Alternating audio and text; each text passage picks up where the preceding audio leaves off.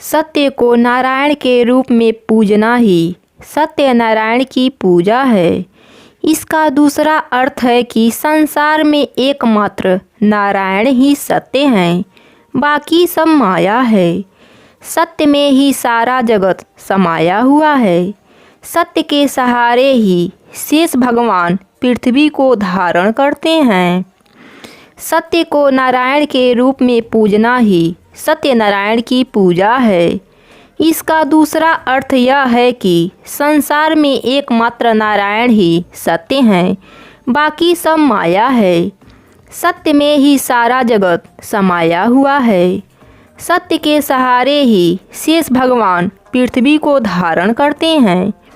श्री सत्यनारायण व्रत का वर्णन देवर्षि नारद जी के पूछने पर स्वयं भगवान विष्णु ने अपने मुख से किया था। श्री सत्यनारायण व्रत की कथा। एक बार योगी नारद जी ने भ्रमण करते हुए मृत्युलोक के प्राणियों को अपने अपने कर्मों के अनुसार तरह तरह के दुखों से परेशान होते देखा। इससे उनका हृदय द्रवित हो उठा और वे बीड़ा बजाते हुए अपने परम आराध्य भगवान श्री हरि की शरण में हरि कीर्तन करते क्षीर सागर पहुँच गए और स्तुति पूर्वक बोले, हे नाथ, यदि आप मेरे ऊपर प्रसन्न हैं तो मृत्युलोक के प्राणियों की व्यथा हरने वाला कोई छोटा सा उपाय बताने की कृपा करें। तब भगवान ने कहा, हे वत्स्य, तुमने विश्व कल्याण की भावना से बहुत सुंदर प्रश्न किया है, अतः तुम्हें साधुवाद है। आज मैं तुम्हें ऐसा व्रत बताता हूँ जो स्वर्ग में भी दुर्लभ है और महान पुण्यदायक है तथा मोह के बंधन को काट देने वाला है। वह श्री सत्यनारायण व्रत है। इसे विधि विधान से करने पर मनुष्य सांसारिक सुखों को भोग कर परलोक में मोक्ष प्राप्त कर लेता है। इसके बाद काशीपुर नगर के एक निर्धन ब्राह्मण को भिक्षावृत्ति करते देख भगवान विष्णु स्वयं ही एक बूढ़े ब्राह्मण के रूप में उस निर्धन ब्राह्मण के पास जाकर कहते हैं, हे विप्र, श्री सत्यनारायण भगवान मनोवांछित फल देते हैं। तुम उनके व्रत पूजन करो, जिसे करने से मनुष्य सब प्रकार के दुखों से मुक्त हो जाता है। इस व्रत में उपवास का भी अपना महत्व है, किंतु उपवास से मात्र भोजन न लेना ही नहीं समझना चाहिए। उपवास के समय हृदय में यह धारण होना चाहिए कि आज श्री सत्यनारायण भगवान हमारे पास ही विराजमान हैं, अतः अंदर व बाहर शुचिता बनाए रखनी चाहिए और श्रद्धा विश्वास पूर्वक भगवान का पूजन कर उनकी मंगलमयी कथा का श्रवण करना चाहिए। सायंकाल में यह व्रत पूजा अधिक प्रशस्त माना गया है।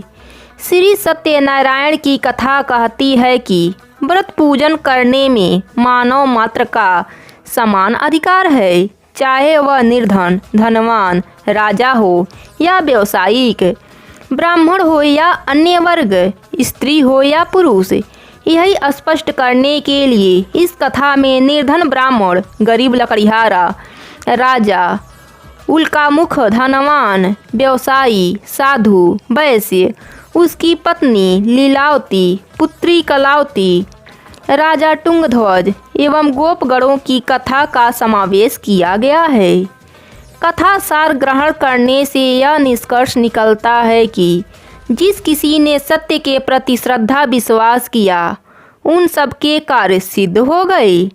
जैसे लकड़हारा, गरीब ब्राह्मण, उल्कामुख, गोपगणों ने सुना कि यह व्रत सुख, सौभाग्य, सतति, संपत्ति सब कुछ देने वाला है, तो सुनते ही श्रद्धा, भक्ति तथा प्रेम के साथ सत्य व्रत का आचरण करने में लग गए और फलस्वरूप लौकिक सुख भोग कर परलोक में मोक्ष के अधिकारी हुए। साधु वैश्य ने भी यही प्रसंग राजा उत्कामुख से विधि विधान के साथ सुना, किंतु उसका विश्वास अधूरा था, श्रद्धा में कमी थी। वह कहता था कि संतान प्राप्ति पर सत्य व्रत पूजन करूँगा। समय बीतने पर उसके घर एक सुंदर कन्या ने जन्म लिया। उसकी श्रद्धालु पत्नी ने व्रत की याद दिलाया तो उसने कहा कि कन्या के विवाह के समय करेंगे। समय आने पर कन्या का विवाह भी हो गया, किंतु उस वैश्य ने व्रत नहीं किया। वह अपने दामाद को लेकर व्यापार के लिए चला गया। उसे चोरी के आरोप में राजा चंद्रकेतु द्वारा दामाद सहित कारागार में डाल दिया। पीछे घर में भी चोरी हो गई। पत्नी लीलावती व पुत्री कलावती भिक्षावृत्ति के लिए विवश हो गईं। एक दिन कलावती ने किसी विप्र के घर श्री सत्यनारायण का पूजन होते देखा और घर आकर माँ को बताया। तब माँ ने अगले दिन श्रद्धा से व्रत पूजन कर भगवान से पति और दामाद के शीघ्र वापस आने का वरदान मांगा। श्री हरि प्रसन्न हो गए और स्वप्न में राजा को दोनों बंदियों को छोड़ने का आदेश दिया। राजा ने उनका धन्य धान तथा प्रचुर द्रव्य देकर उन्हें विदा किया। घर आकर पूर्णिमा और संक्रांति को सत्यव्रत का जीवन प्रयत्न आयोजन करता रहा। फलतः सांसारिक सुख भोग कर उसे मोक्ष की प्राप्ति हुई।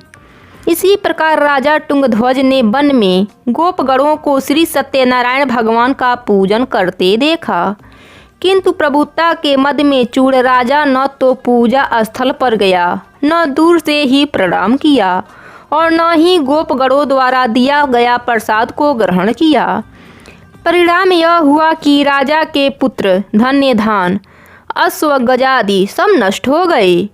राजा को अकस्मित यह आभास हुआ कि विपत्ति का कारण सत्यदेव भगवान का निरादर है। उसे बहुत पश्चाताप हुआ। वह तुरंत वन में गया। गोपगणों को बुलाकर काफ़ी समय लगातार सत्यनारायण भगवान की पूजा की। फिर उसने प्रसाद ग्रहण की तथा अपने घर गया। उसने देखा कि विपत्ति टल गई और उसकी सारी संपत्ति तथा जन सुरक्षित हो गई। राजा प्रसन्नता से भर गया और सत्यव्रत से आचरण में निरत हो गया तथा अपना सर्वस्व भगवान को अर्पित कर दिया। श्री सत्यनारायण व्रत में हमें शिक्षा मिलती है कि सत्य रूप ब्रह्मा जीवात्मा रूप में हमारे अंदर विद्यमान है। हम सब सत्य के ही स्वरूप हैं, पर माया के बस में आकर नष्ट होने वाली वस्तुओं को संग्रह करने की सोचकर संसार में मग्न हो रहे हैं। इस अज्ञान को दूर करके सत्यों को स्वीकार करना और प्रभु की भक्ति करना ही मानव का धर्म है। यही सत्यनारायण व्रत और कथा का सार है।